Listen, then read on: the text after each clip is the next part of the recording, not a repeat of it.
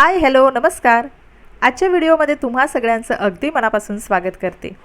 तर मैत्रिणींनो, ही जी क्रीम आहे ती प्रत्येकीनं ओळखलीच असेल. अगदी 10 रुपयामध्ये मिळणारी, प्रत्येकीच्या ओळखीची असणारी ही फेअर अँड लवली क्रीम. तर याच क्रीममध्ये आज आपण फक्त 2 गोष्टी ॲड करणार आहोत आणि एक छान आपला फेस मास्क तयार करणार आहोत, ज्याच्यामुळे आपली त्वचा ताजी टवटवीत दिसण्यासाठी खूप जास्त मदत होणार आहे.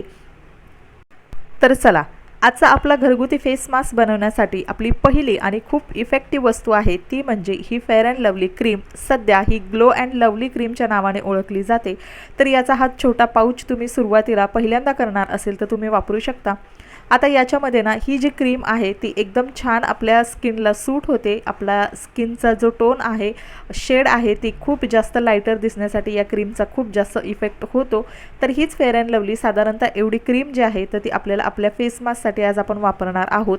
आणि तुम्ही इथे बघू शकताय या क्रीमची कन्सिस्टन्सी अशा पद्धतीनं आपण आपल्या स्किनमध्ये छान पद्धतीनं ती ॲब्झॉर्ब होते आणि याचं रिफ्लेक्शन जे आहे ती आपली स्किनची जी टोन आहे तर ती लाईटर दिसण्यासाठी खूप जास्त मदत करते.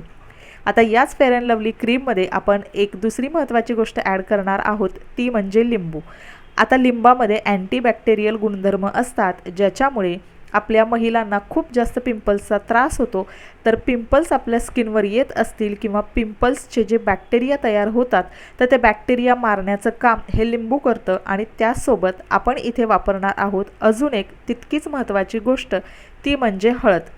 आता याच्यामध्ये हळद जी वापरायची आहे तर ती अगदी कमी प्रमाणात घ्यायची आहे आणि लिंबूसुद्धा आपण वापरलेला आहे ते तुम्ही इथं बघितलं असेल. अगदी कमी प्रमाणामध्ये या गोष्टी घ्यायच्या आहेत, कारण आपण जी फेअर अँड लवली क्रीम घेतलेली आहे ती खूप जास्त इफेक्टिव्ह आहे. पण याचे अजून जास्त बेनिफिट वाढण्यासाठी आपल्याला अगदी थोड्या प्रमाणात लिंबू आणि थोड्या प्रमाणात इथे हळद वापरायची आहे.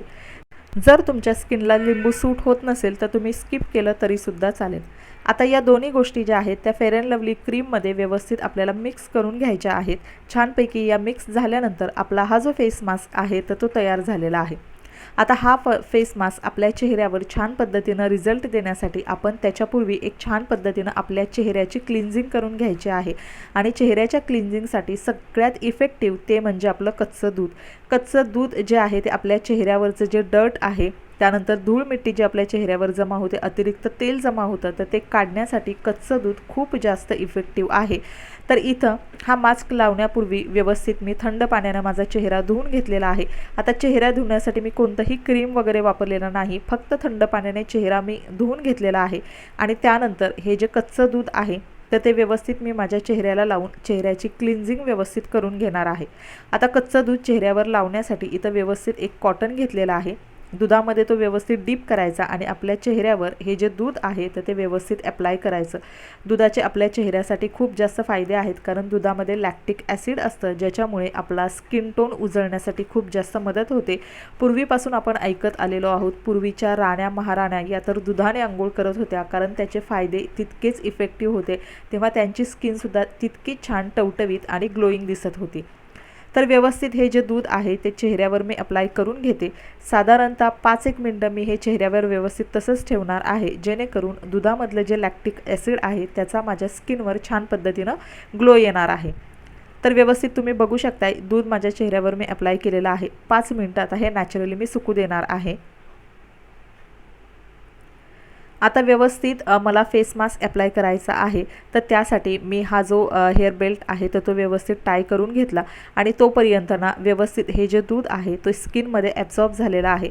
हलक्या हातानं इथं सर्क्युलर मोशनमध्ये मसाज करायचा आहे, किंवा तुम्हाला जसं जमत असेल तसं हलक्या हाताने अपवर्ड डायरेक्शनमध्ये चेहऱ्यावर आपल्याला मसाज करून घ्यायचा आहे, जेणेकरून मसाज केल्यामुळे ब्लड सर्क्युलेशन खूप चांगलं होतं आणि त्याचा परिणाम आपल्या स्किन ग्लोईंग होण्यासाठी, स्किन छान फ्रेश आणि टवटवीत दिसण्यासाठी होतो.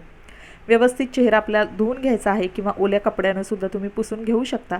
आता व्यवस्थित छान आपली स्किन तयार झालेली आहे. हा जो तयार केलेला फेस मास्क आहे तर तो आपल्या चेहऱ्यावर लावण्यासाठी, आता हा तयार केलेला फेस मास्क याची क्रीमी कन्सिस्टन्सी असल्यामुळे अगदी कमी दिसतो, पण हा आपल्या स्किनवर अप्लाय करायला गेल्यानंतर व्यवस्थित तो आपल्या स्किनवर सगळीकडे अप्लाय होतो. हलक्या हातानं आपल्याला चेहऱ्यावरती हा अप्लाय करायचा आहे, कारण ही क्रीमी कन्सिस्टन्सी आहे. ज्या पद्धतीनं आपण क्रीम आपल्या चेहऱ्यावर लावतो त्याच पद्धतीनं हा मास्कसुद्धा आपल्याला आपल्या चेहऱ्यावर लावायचा आहे. याची लेअर एकदम पातळ आपल्या चेहऱ्यावर बसणार आहे। तर तुम्ही बघू शकता व्यवस्थित कानाच्या बाजूला, मानेला आणि चेहऱ्यावर हा जो फेस मास्क आहे तर तो मी अप्लाय करून घेतलेला आहे आणि एकदम अगदी लाईट एकदम पातळ ह्याची लेअर जी आहे तर ती मी चेहऱ्यावर अप्लाय करून घेतलेली आहे। डोळ्यांच्या भोवतीसुद्धा तुम्ही लावू शकता, पण व्यवस्थित प्रिकॉशन घेऊन लावायचं, कारण आपण याच्यामध्ये थोडंसं लिंबूसुद्धा ॲड केलेलं आहे। तर व्यवस्थित हा जो मास्क आहे मी माझ्या चेहऱ्यावर अप्लाय केलेला आहे।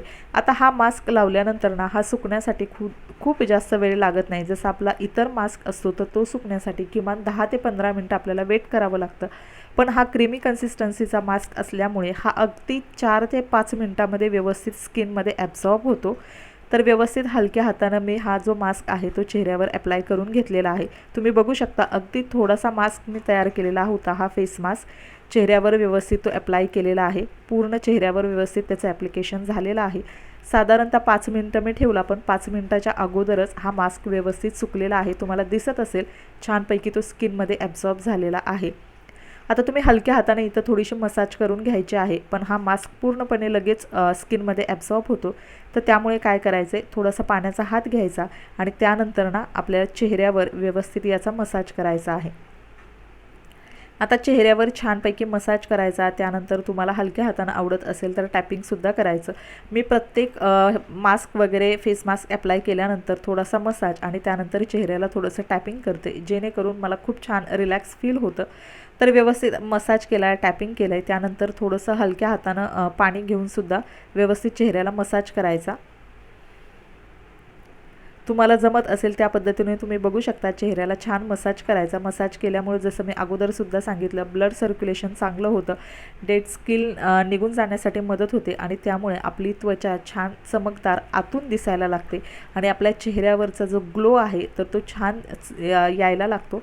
तर व्यवस्थित मी चेहऱ्यावर मसाजसुद्धा केलेला आहे आणि थंड पाण्याने चेहरा व्यवस्थित स्वच्छ करून घ्यायचा आहे आणि तुम्ही इथं बघू शकता अगदी 5 मिनटातच हा जो क्रीमी कन्सिस्टन्सीचा फेस मास्क आहे, जो फक्त 10 रुपयाची क्रीम वापरून मी लावलेला आहे। पूर्ण क्रीमसुद्धा आपण वापरलेली नाही, त्यातली अगदी थोडीशी क्रीम मी आज वापरलेली आहे आणि छान पद्धतीनं चेहऱ्यावर ग्लो आलेला आहे आणि चेहरा छान पद्धतीनं 2 ते 3 शेड तुमचा लाईटर होण्यासाठी नक्कीच मदत होणार आहे। रेग्युलरली तुम्ही हा फेस मास्क जर तुमच्या स्किनवर अप्लाय केला तर काही दिवसांमध्येच तुम्हाला तुमची स्किन टोन खूप जास्त पद्धतीने लाईटर झालेली दिसेल, तुमची स्किन ब्राईटरसुद्धा झालेली दिसणार आहे। तर छान पद्धतीने तुम्ही बघू शकताय चेहरा एकदम ग्लोईंग झालेला आहे, चेहऱ्यावर शाईनसुद्धा आलेली आहे। तर हा फेस मास्क जो आहे तो मलासुद्धा एकदम आवडलेला आहे आणि अगदी झटपट होतो, कुठलंही याच्यामध्ये जास्त गोष्टी ॲड करण्याची गरज नाही आहे आणि त्यासाठी फेअर अँड लवली आपल्या प्रत्येकीची खूप जास्त आवडीची होती आणि अजूनही बऱ्याच जणी अशा आहेत त्या ही क्रीम नक्की वापरत असतील। तर चला आता त्याच्यानंतर मी माझं जे मॉइश्चरायझर आहे तर ते मी माझ्या स्किनला व्यवस्थित लावून घेते, जेणेकरून हे जे मॉइश्चर आहे, हा जो ग्लो आहे तो स्किनमध्ये छानपैकी लॉक होऊन जाईल। तर चला आजचा व्हिडिओ मी इथंच एंड करते। आय होप तुम्हाला व्हिडिओ इन्फॉर्मेटिव्ह युजफुल ठरला असेल। तर हा फेस मास्क तुम्ही आठवड्यातून 2 वेळा नक्की ट्राय करू शकता, ज्याचे रिझल्ट तुम्हाला खूप छान पद्धतीनं मिळणार आहेत।